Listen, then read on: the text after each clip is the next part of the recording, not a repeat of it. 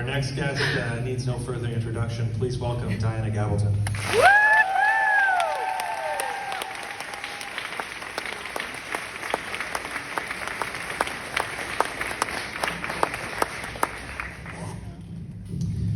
And last but certainly not least, please welcome Duncan Lacroix.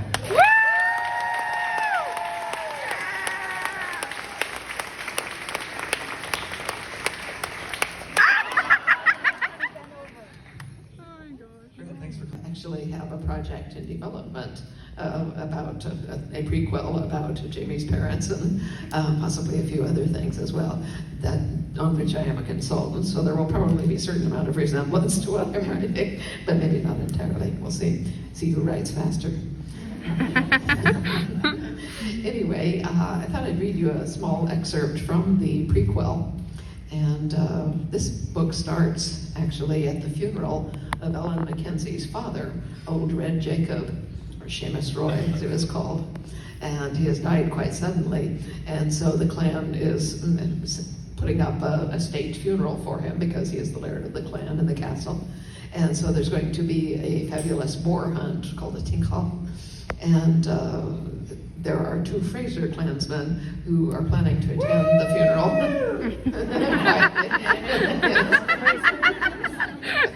Because if anybody finds out who they are, they're likely to be eaten up, if not killed outright. But they can't resist because they fancy themselves with a boar spear and they're determined to have a go. So they've sneaked into the castle essentially and are, kind of lurking around trying to avoid notice until it's time for the hunt.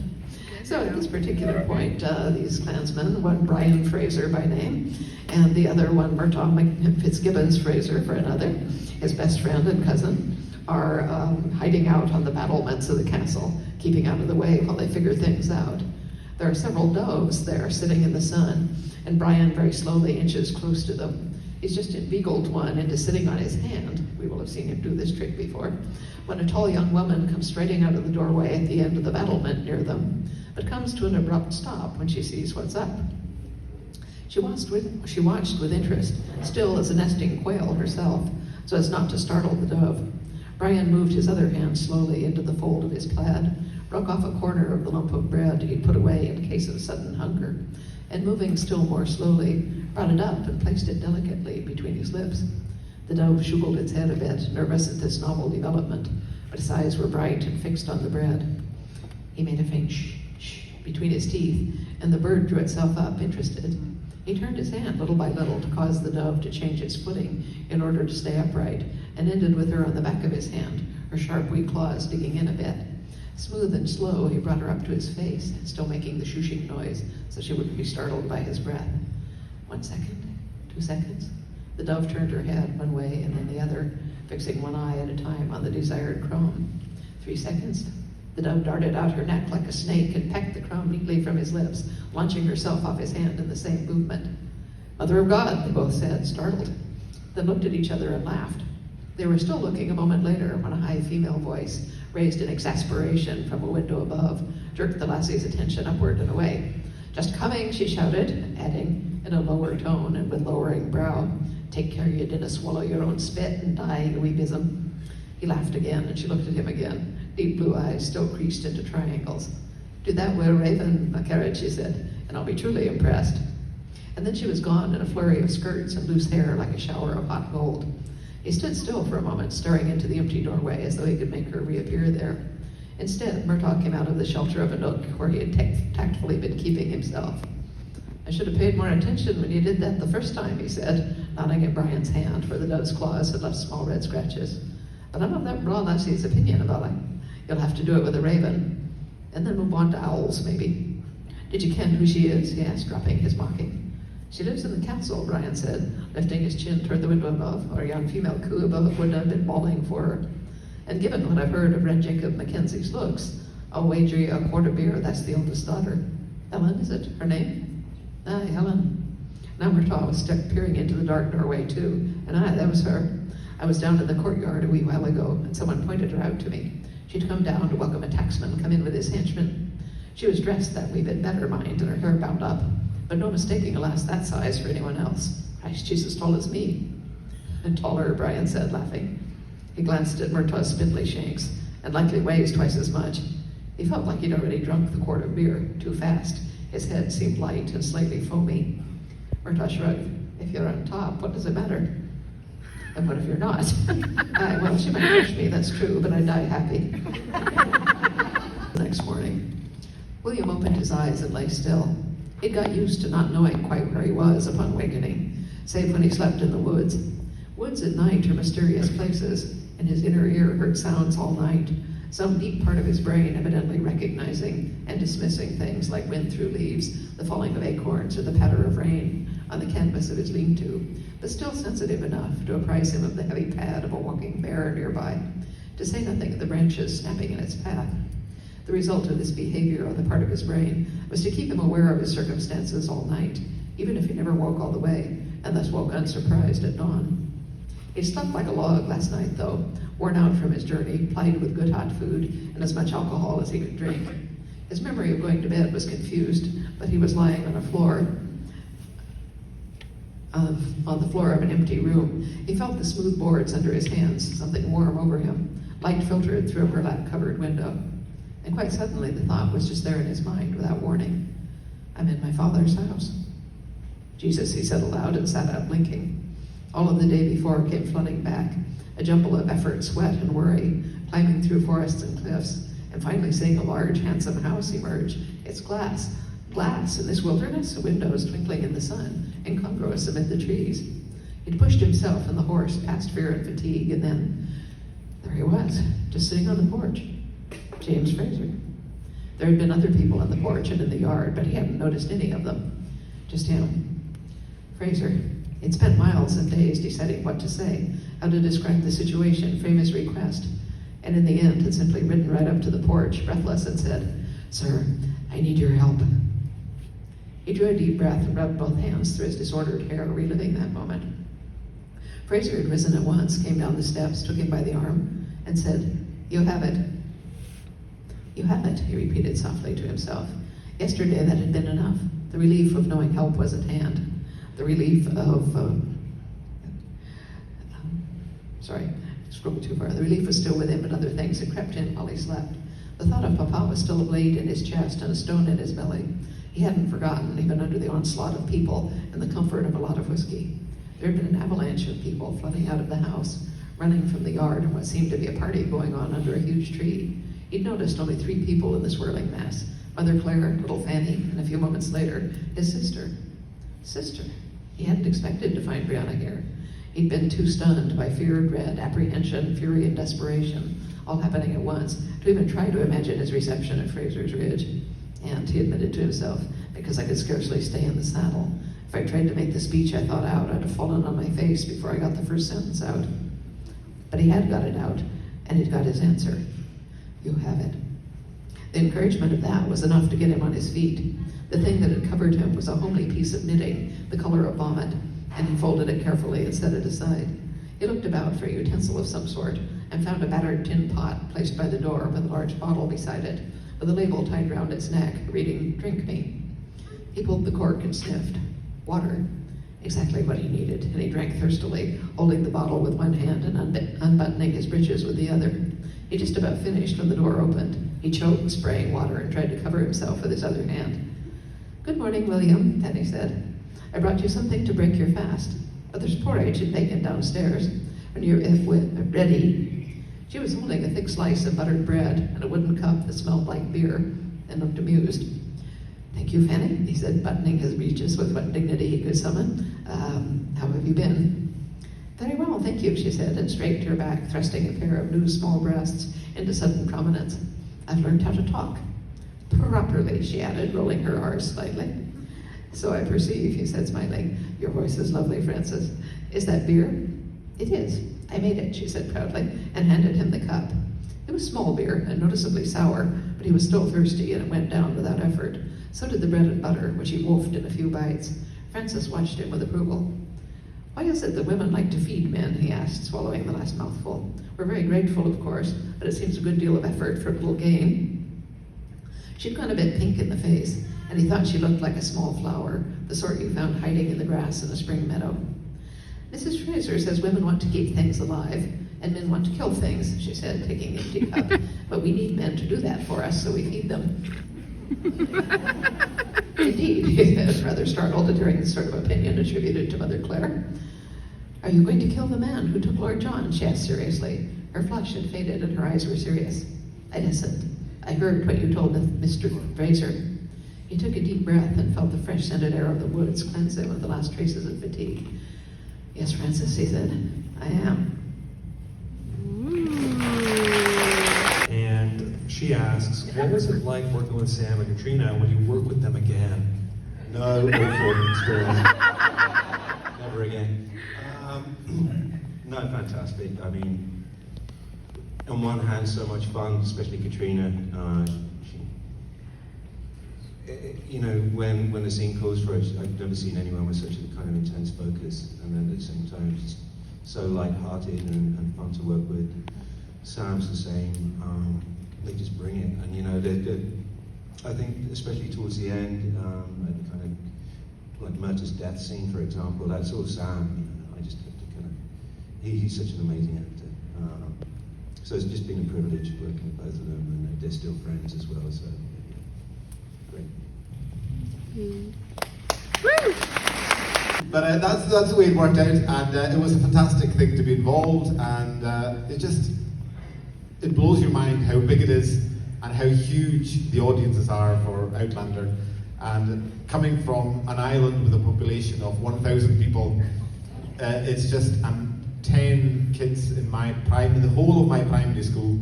It just blows your mind how big it is and how important it is for the Gaelic language actually to be showcased on a worldwide level. And there are now a million people learning Duolingo as a result, learning Gaelic on Duolingo, mainly as a result of Outlander. So it's incredible. Woo!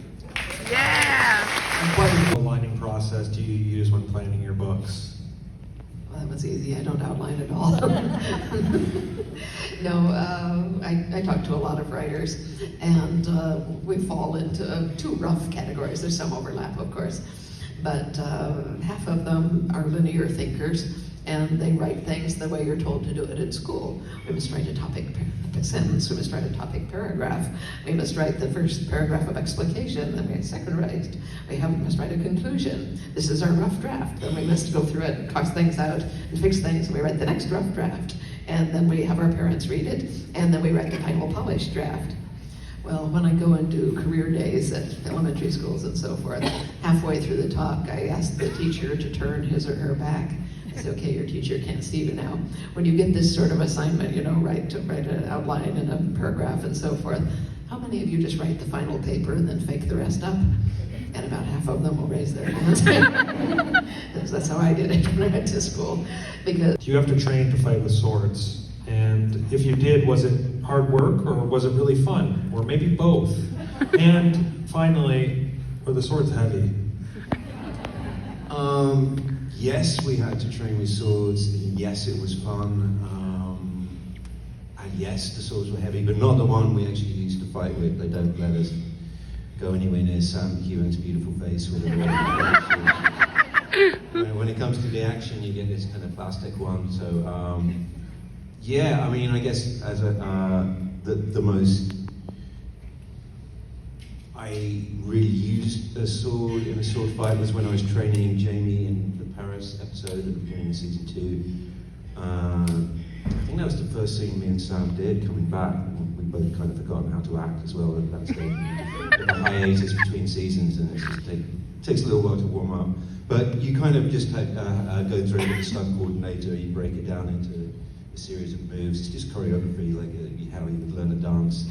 And you know, your dance partner is your opponent, so Sam's a lovely dancer. absolutely. I have a small footnote to that, yeah, which is that the first time I went to set, my husband and I were talking with Ron and Meryl and so forth, and Ron was describing that they just got to the part where you were going to begin training with swords. He said, so we passed out swords, and he said within seconds they were just hitting each other. He said like a bunch of little boys, and I was thinking, yeah, like you weren't doing it too. Yeah, I nearly did kill the armourer before the Preston Pan scene as well, because I still had the proper sword. walking behind me and it came very close. So. Gilly, who is your favorite actor or actress to do scenes with on Outlander, and what made him or her so great to work with? This just means I'm going to upset everyone else. Favorite actor to work with? Just for fun, it was Graham. Just because we laughed. Graham. My one joy in life was to try and get him to laugh so much that he would start crying. Because he's such a kind of gentle, he's so opposite Dougal in real life. The transformation is hilarious, and he can do it on the spin of a dime too. It's like, oh, where's my latte? And then he'd be like laughing like a child, and then he'd straight on go, Dougal. And he can do it like that. So I used to really want him to get him laughing so much that he couldn't do that transformation. I never quite succeeded with those. From Peggy, what was it like to have Murtaugh die and leave all the actors you had worked with for so many years? That was hard, obviously. It was strange. I mean, I knew I had the phone call before the season from Matt. You're gone, kid. Which I thought was, I thought there wasn't much more utility in that character really.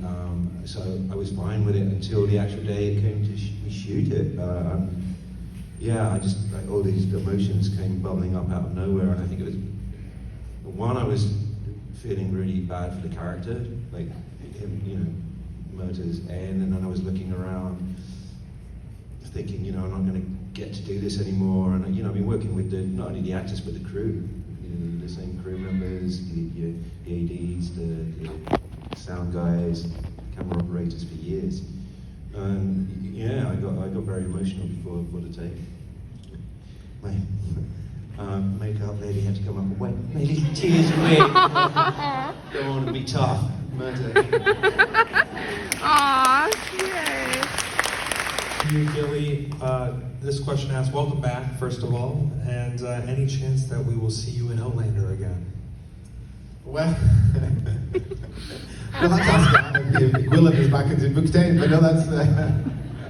actually, I've been very lucky. I'm doing a number of projects at the moment, and one of those is a new album, which is coming out in a few months' time. So I've been writing my own songs for that. Woo. And for my previous album of new songs, Diana very kindly wrote a foreword. And for this new album, Sam has written a foreword as well. So I have to say, wow. even if you don't like the music, you like the words that somebody else has written for you. So that's great. But I'm very grateful and very happy to be back this year. Agav did a fantastic job as a Gaelic language coach up to now, but he's got other commitments, so they asked me to take over for that. So I'm working behind the scenes as well on this season. And also I'm very lucky because I've been writing songs for a while now, writing Gaelic songs. And I was asked to write a Gaelic song which will feature in season 7, so that's really exciting. Woo! Yeah! Duncan, this one's for you. Somebody's phone's ringing. Duncan, this one's for you. With your background in theater, if you had to approach the character of Murtaugh as a theater character as opposed to television character, would your process be any different? Yeah, naturally. I mean, with a play, you have to make all the choices and decisions and have the whole performance set out in a rehearsal process, which usually lasts anywhere between a month or 2 months. So it's all very strategically planned and good to go. Where I think I was lucky in terms of the production that I'd never done anything that big before, so I was very nervous, but I was very gently eased into that character. He doesn't really do much in the first few episodes. I think maybe the first kind of big thing is at the gathering where he explains and you kind of get a gist of who he is.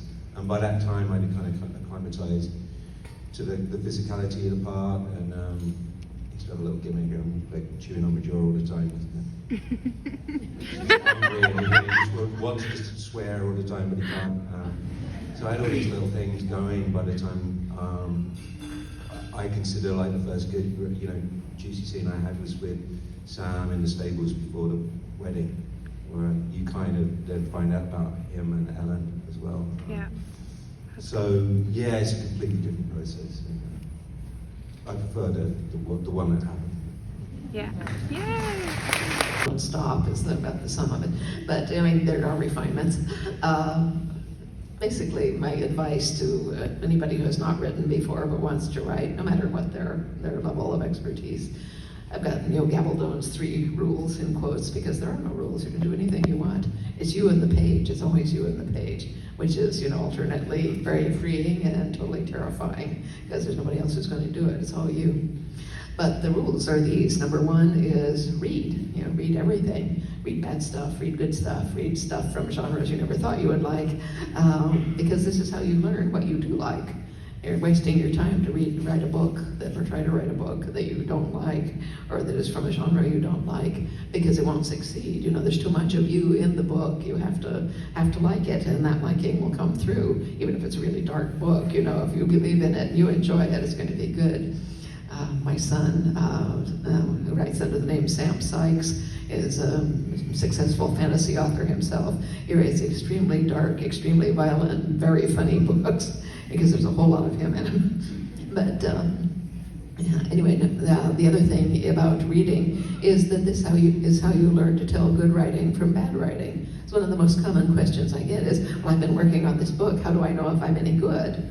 And I said, well, you read, right? And they said, yes. And I said, what are you reading? And they told me the name. I said, is that a good book? And they said, well, yes. And I said, well, how do you know? They said, well, I read it. And I said, okay, you can read your own stuff. You can tell whether you're good or not. But you can refine it by reading a lot of other stuff and seeing what bad writing looks like. Also, this is how you begin to learn the basics of good writing versus bad writing. Say you read 2 books, 2 mysteries, 2 romances, whatever, and you say, well, I like them both, but I like this one a whole lot better. Well, why is that? Okay, it's because of the characters. The characters here seem more real. These people seemed a little, two-dimensional or wooden. And you say, well, why is that, do you think? Why did those people seem real? Well, I think it's the way they talk. They talk like real people talk. They have little short bursts and, exclamations and things. They don't, just drone on for half the page telling you stuff you already know.